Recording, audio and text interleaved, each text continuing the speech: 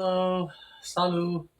I am the Rasta witch. Here's where we learn the way of the Yan Sui Rasta, which is to say, my kind of ital. Please subscribe and begin your own kind of Yan Sui witchcraft. All roads lead to Rome. Home.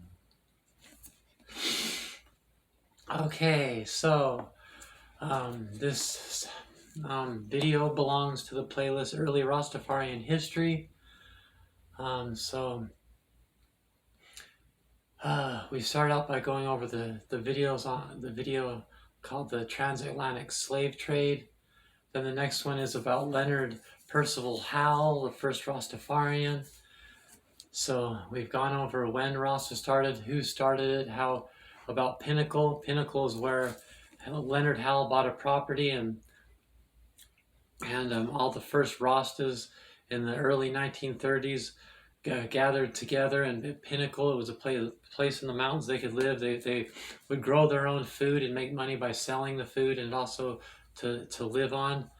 And started their locks, and just started at Howell's lead, together with Hibbert, Dunkley, and Hines,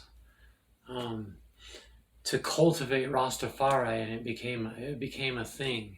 Okay, so we left off in the 1930s with that. Walter Rodney was mentioned, but he's like the 1960s. He's more like Bob Marley's generation. This is like right now we're on like Bob Marley's grandparents' generation. Okay, because again, Bob Marley was born in 1945, so we're talking about we're in the mid-30s right now. So in the videos that both of the videos mentioned, it goes over the 1920s. In the 1920s, everybody was following Marcus Garvey and the teachings of the UNIA. Marcus Garvey was the leader of the UNIA, and those people are called Garveyites. And their children are the Bob Marleys, the Malcolm X's, the Martin Luther King Juniors, a lot of not all of the Black freedom fighters, like Booker T. Washington and I didn't know I was gonna go that direction. Hurry, think of something else. I can't I can't think of it off the top of my head. That is one of my things, though. It's like I'm huge into Black history. It's my favorite thing. I'm constantly listening to biographies and autobiographies about these people. So Frederick Douglass, that generation. That's like before, before. But we're talking about the 1920s. In the 1920s, there was the Athleites that followed the teachings of the Holy Pibby, and the teachings of the Royal Parchment Scroll of Black Supremacy. I go over that and show you those books that I have and have studied. So you can see what we have is there's many different leaders, Black leaders, trying to unify the Black man, the most popular of which being the Marcus Garvey with UNIA, and the other groups are all Garveyites. Like the Athleites are also Garveyites, and even the Rastafarians, the Black Muslims, they all came from Marcus Garvey. That's why I think he's a forgotten hero. Today, it's mostly just the if you study Marcus Garvey, notice it's a Rasta doing the talking. The Rastas wrote the intro to the book. We're the ones we're the only ones really trying to keep Marcus Garvey alive. He's mentioned at the beginning of the autobiography of Malcolm X that his dad was a Garveyite. So with Selassie in 1930, when Selassie was crowned emperor and king of Ethiopia, king of kings, the Lion of Judah, 1930, November 2nd, 1930. That was a big moment from a Rasta perspective, because now there's not all these different things, and now there's a focus on Rastafari. That's why it's called Rastafari. See, so the way that works is In 1829, Haile Selassie, no, I'm sorry. What did I just say? In 1892, wow, yeah, I think I might have dyslexia. You've probably noticed that if you watch my videos. My brain switches words around and numbers around, and safety and learning disabilities and these kind of things, that was all invented before my generation. There was none of that stuff. So I just don't really know those parts of me, what the labels are and stuff. But you're just gonna have to bear with me, yeah, and fact check me and stuff. My brain switches things around. I'm doing the best I can. I think you notice that people with problems like that, we're often the ones, and we're the trailblazers all too often. I don't know if it's the universe. I don't know why it turns that way. But so I recommend having respect for me. I have respect for me. I have to have respect for me too.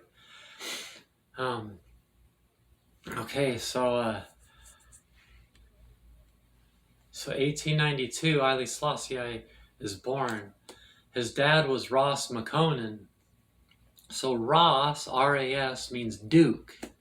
That can be kind of confusing if you're into Rasta, because they'll say Ross Clot and you'll hear them say Ross like it's a swear word, and I don't really understand that. There's another, and the Jamaican Rastas, they use Ross in a way that I can't quite put my finger on it. As far as I can tell, it's kind of like in Spanish how you say "guait." Okay, guait. I think they use it in a similar way. If you know Spanish, not really sure, but Ross. They also like someone with respect would be Ross, like like Ross.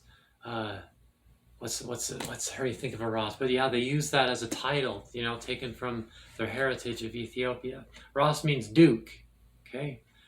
And so Ross Tafari, Ross McConan, or Duke McConan, was the governor and duke and leader of the Harar province. Harar province is like the northern part of of Ethiopia. Harar province is where everything comes in, from the Red Sea. The imports and exports happen there. That's where the largest population of Muslims are, and the royal family is Christian. So it's a Christian and Muslim mix. So there's more foreigners and more foreigner interactions, and a wider diversity than anywhere else in Ethiopia of different things. Everywhere has the tribal languages and tribal people too mixed in there. So Ross McConan has his son, and his name as a baby would have been Tafari. Tafari was his name. Tafari McConan. He took his dad's. I don't know if they even have last names in Ethiopia. I don't think they do, because I've studied enough Ethiopian history to hear the names, and I'm definitely no expert at all of that. But his name was Tafari McConan. Taking his dad's first name like you would a last name in our culture. Okay, so then later, he would have been known as Lij, R-I-J, Lij Tafari, which means like a Lij is, I don't know if it's like the English liege, my liege, but Lij means like someone of the royal family, the tribe of Judah, the lineage of kings. Okay, so he's related to the kings, and therefore a potential king, of potential nobility, I think might be the right word. When he's 13, he becomes the Jazmach Tafari. The Jazmach is like the English word count, so he becomes Count Tafari. And at age 13, he gets his own private army, and as a count, at age 13, he's already like a government official with his own army and everything. With his dad, Ross McConan, one of the most powerful men in Ethiopia. And Ross McConan's best friend was Menelik II, the emperor, who was his cousin, Ross McConan's cousin. And so then Later, when so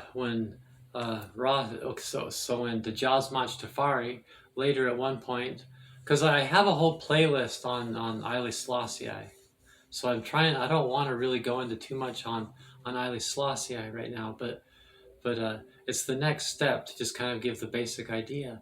So then at one point, when when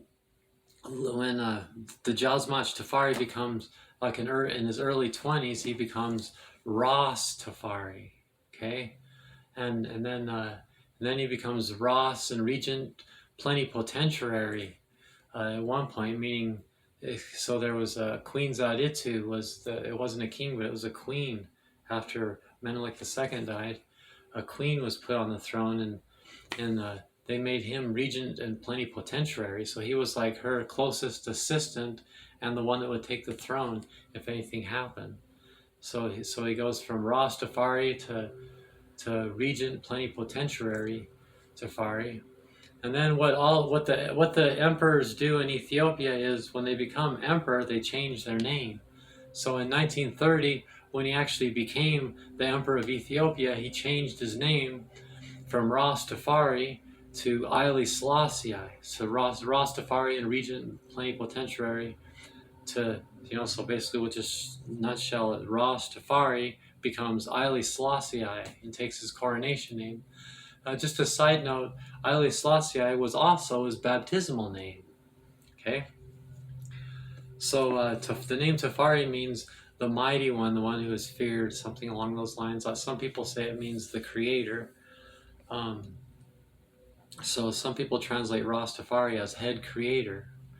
And for that reason, the Rastafarians take the Rastafari, head creator, because in Revelations 3 verse 12, when it talks about when Jah will come as Lion of Judah, he'll take the new name, so a different name that's not Jesus, and will establish a kingdom, be given a golden crown, will be known as the Lion of Judah, will come and go like a thief in the night, will be born of Ethiopia, Psalm 87. And all these things, but in Revelations 3:12, not only will he have a new name, but this new name will be another name for God. So Rastafari, the one who is feared, the creator, is translated by the early Rastas would have translated Rastafari as head creator, and then Haile Selassie means power of the Trinity. So both Trinity, his coronation name, and head creator, his pre-coronation name, both are in sync with that. It's just one more of how he matches the description of the Lion of Judah, because the new name is in meaning for God. So the Rastafarians take the name, were Rastafarians, but people that aren't Rastafarians call us Rastafarians or call it Rastafarianism. But the early Rastas had an irritation towards white man's isms. They always put ism on the back of everything. So it becomes just Rasta short, or Rastafari. And Rastafari meaning that we connect with Jah within, and the I within is connected with the Most I, Haile Selassie. So that's why with Haile, it's actually the historians say Haile Selassie the first, but Rastas we don't call that line at the end the first. We call it Haile Selassie or Haile Selassie the first, meaning the first high priest after the order of Melchizedek. Like Jesus was also the first high priest after the order of Melchizedek, the incarnation, not the reincarnation. But the early Rastas believed that Haile Selassie was the reincarnation of Jesus. That's how it started out. They would have said, but nowadays, because Haile Selassie was interviewed and he got mad and said, no, the Rastafarians are wrong. I'm not the reincarnation of Jesus, because he's not. He's not the reincarnation of Jesus. He's the second advent. He's Jah incarnate in the character of his kingship to fulfill the remaining prophecies that Jesus didn't fulfill. So Rastas. And then there's many branches. Rastas about like Christians. There's many kinds of Christians, and they can differ quite a bit. There's many kinds of Rastas. So the word Rasta can mean branch of Rasta, or it can mean a person, or it can mean just the overall thing. I'm a Rasta. This is my Rasta. There's many Rastas. We're Rastas. See, so that's where that comes from. So that's where the name Rasta comes from. So therefore, by definition, a Rastafarian or a Rasta is someone that believes that Rastafari is the Lion of Judah of Revelations 5:5 that opens the seven seals. So beyond that, there's many variances. There's some trolls and different things out there that say um, that's not true. Rastas nowadays don't believe that Rastafari is the demigod. He's the incarnation. And that's one of the more common comments on some of my videos on my other channel. I have a video called "Is Haile Selassie God?" and it has like a lot, like what was it, 2,000, 5,000 something views, many views. I should probably leave a link in the description box now that I've mentioned it. But just like some of the videos that I have has really that's been the main thing. People of Ethiopia and other Rastas trying to tell me we don't believe that. So wow, Rasta can mean many things, like I said. But I'm a big follower of Bob Marley. And if you're a follower of Bob Marley like me, his lyrics and his interviews, he makes it very clear that he believes that Haile Selassie is Jah. I mean, that's the whole point. And it's not just Bob Marley, it's just everything that I'll be talking about. So those people that don't believe that Haile Selassie is Jah, they're on their own. You guys are on your own. You're on your own. I don't know what the hell you're talking about. That's just like way off in left field. You're welcome to believe that, but it's not in sync with anything. Like, I don't want to make you mad. I don't believe, everything's a personal journey. That's apparently your personal journey. But a prophet's never accepted in his own country. Just because you're from Ethiopia, that's just, for me, is another example of how Haile Selassie is Jah, because he wasn't accepted in his own country that way. But there are Rastas in Ethiopia. There's many Ethiopians that believe that. So he was accepted on some level too.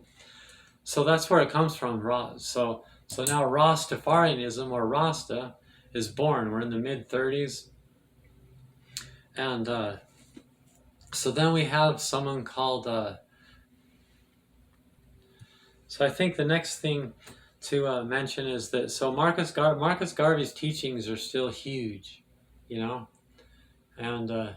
so Marcus Garvey, he said things like, where's a black country? Where's a black, like a black this and a black that, and there's not a black this, and we need a black African type of music in Jamaica, something that really represents our culture the right way and everything. So the Rastas took that and there they had the booroo drumming, and they had the different kinds of that Caribbean drumming with the steely drums and all that stuff, and who knows what.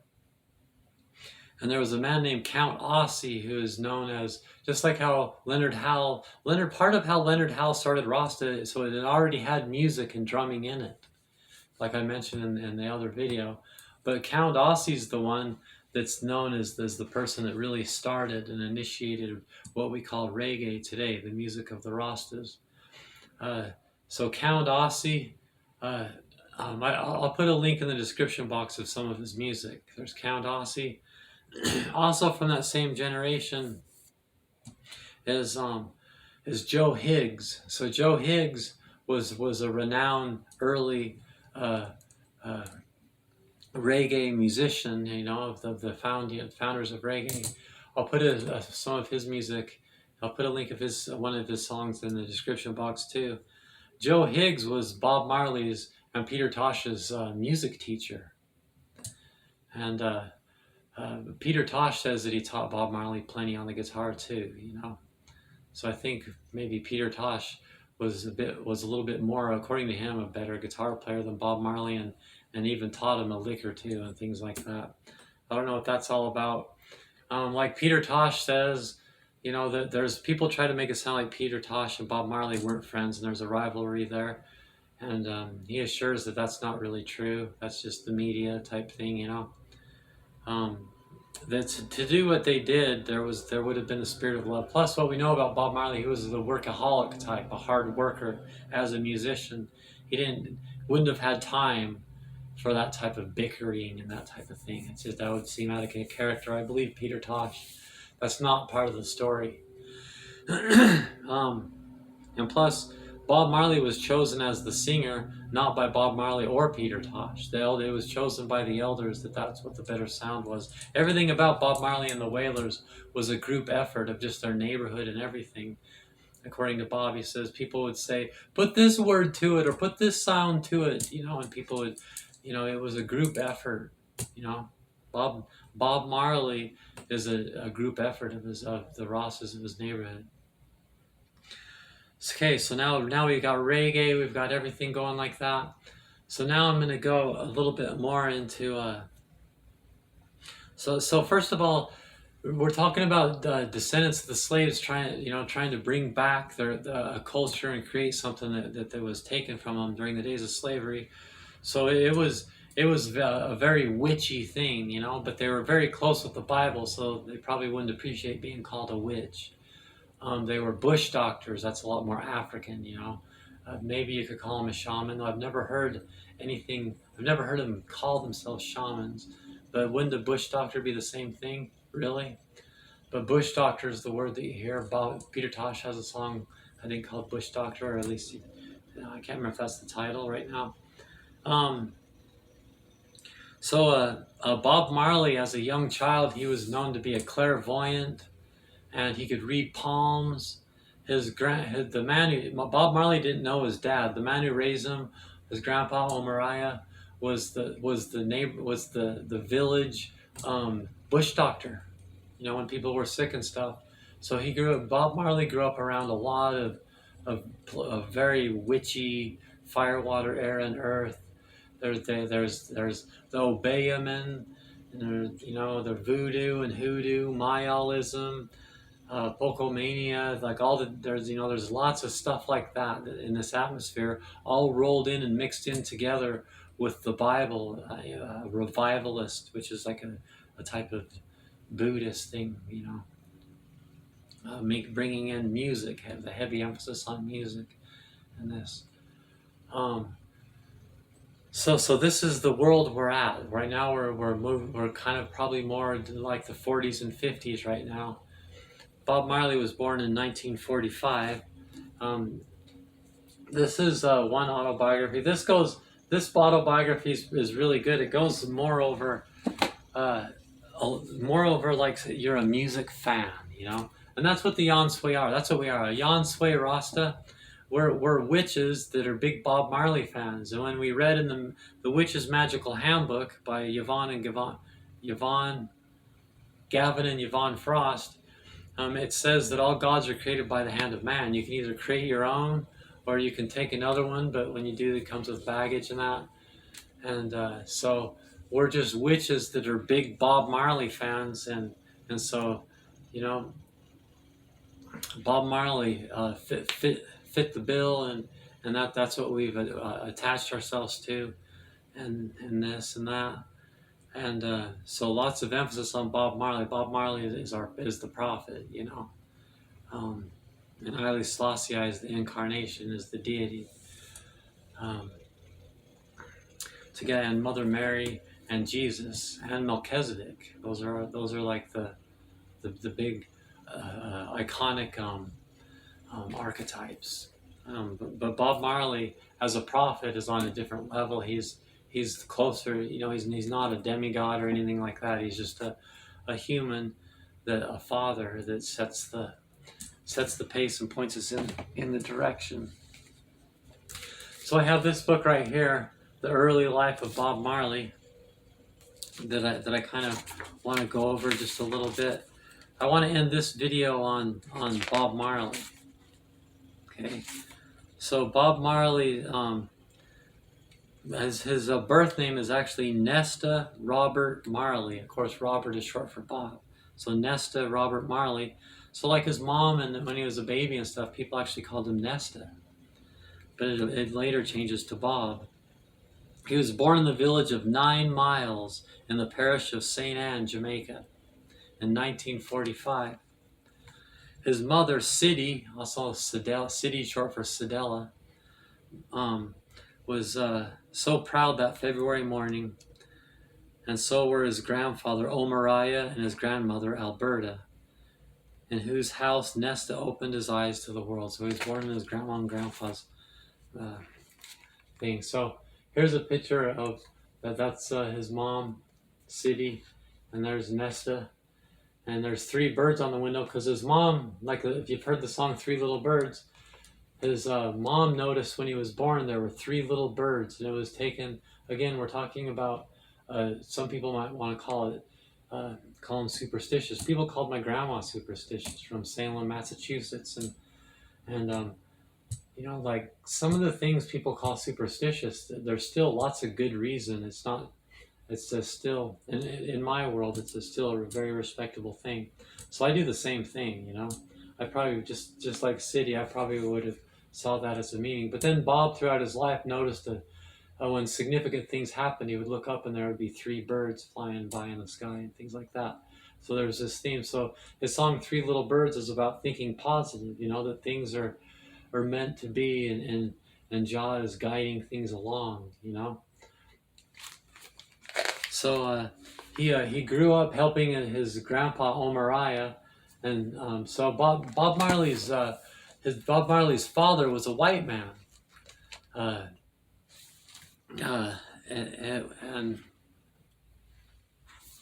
so Bob Marley's dad, Captain Norval Marley, was a white man. So Bob Marley's half white. In his neighborhood, he grew up in a rough neighborhood, not in 9 Miles, we'll go over that, in Trenchtown.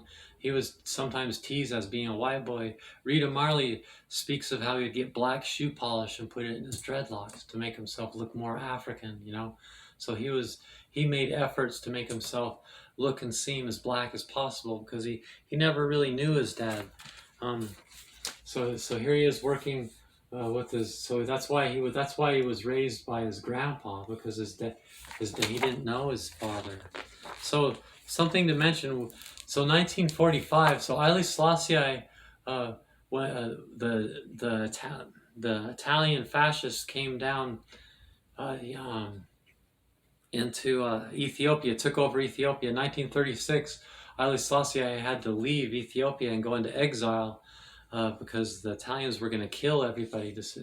It was necessary. He was in exile for 5 years. 1941, he goes back into the throne of Ethiopia, and that's one of the sparks that started World War II. So Bob was born in 1945. My dad was born in 1945 too. My generation, we're the children of the soldiers that went to Vietnam, you know. So Bob Marley, if he was an American and would have went to war, he would have went to Vietnam. That's his age group, the hippies of the 60s. Bob is of that generation, the hippies of the 60s, my parents' generation. I was born in the early 70s. Bob was born in 1945. Just, you know, so that's why they're called the baby boomers, because people coming home from World War II made babies. My dad didn't know his biological father either, for the same reason. Came home from the war and hit the road, you know. I don't know if Norval Marley was involved in World War II, but he hit the road, so there was that in common. So my dad didn't know his biological father either, and was born the same year, so they have that in common. But so that kind of puts this into perspective. So the baby boomer hippie generation. So when we're talking this young, we're talking like we're in the 50s right now in Bob's story.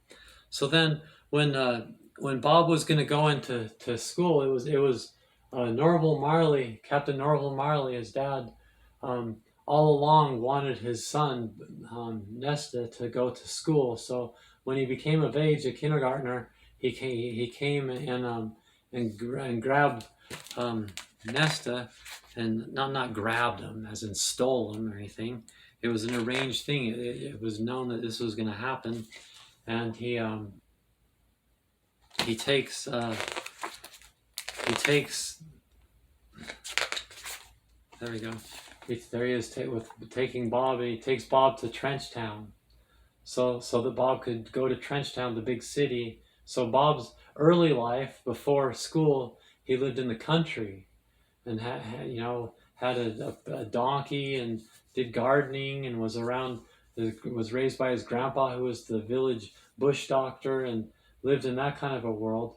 And people that know Bob say that this was a big part of him. That he was like a mixture of a country boy mixed with a city kid, because his dad got him and brought him to Trenchtown to do his schooling. And he goes to Trenchtown, and boy, it was different. A stinky, horrible place. I have a little piece of a documentary in here so you can see Trenchtown, about Trenchtown, and some videos from a Bob Marley documentary, a little clip that's part of this playlist. So you can see that. And he just like the horrible smells and the poverty, and it was just quite an eye-opening experience. So his dad, you can see there, his dad just drops him off to Mrs. Gray, if I remember. Yeah, Mrs. Gray, to a woman that's called Mrs. Gray. See, there's his dad taking off. Just picks him up, takes him on the bus, takes him and just drops him off with her and says, there, make sure he goes to school. But then just after that, Mrs. Gray gets sick. And so he, instead of going to school, he has to take care of Mrs. Gray. So he still doesn't go to school. And he makes friends with what he calls the Beanie Man. So the Beanie Man is a tradition, because we don't do Christmas. We would have the Beanie Man come and leave presents instead of Santa Claus for my son, but on Ethiopian Christmas instead, January 7th. And that's where I got that from, the Beanie Man. But it evolves to the Beanie Man Snowman. I have a video on that. I'll go over my holidays. So you'll have to, I haven't done that video yet, but eventually I'll make a video about holidays and how the Yan Sway holidays. But that's where that comes from, the Beanie Man. So he became friends with the Rasta. Now, the Rasta man in these places was called the Black Heart Man. The Black Heart Man is the equivalent of, we say, like the boogeyman, you know? They wouldn't say the boogeyman, they'd say the Black Heart Man. So the Rastas, even among black people, were often considered the boogeyman, you know. But he made friends whenever he would have to go shopping for Mrs. Gray, because he'd take care of her and he would cook for her and all this stuff. He'd also have to go shopping. He would stop by and make friends with the Rasta. So that was some of his early interactions with Rastas as a young boy. And he learned how to make a. So there's a poor place they would go. It was a part of life in Trenchtown to go to the dump. They'd go to the garbage and they would find things because they didn't have any money. And and some people knew how to make guitars out of like sardine cans and things like that. So I don't want to, you'll have to just buy this book. It's a really good book, especially if you have a child.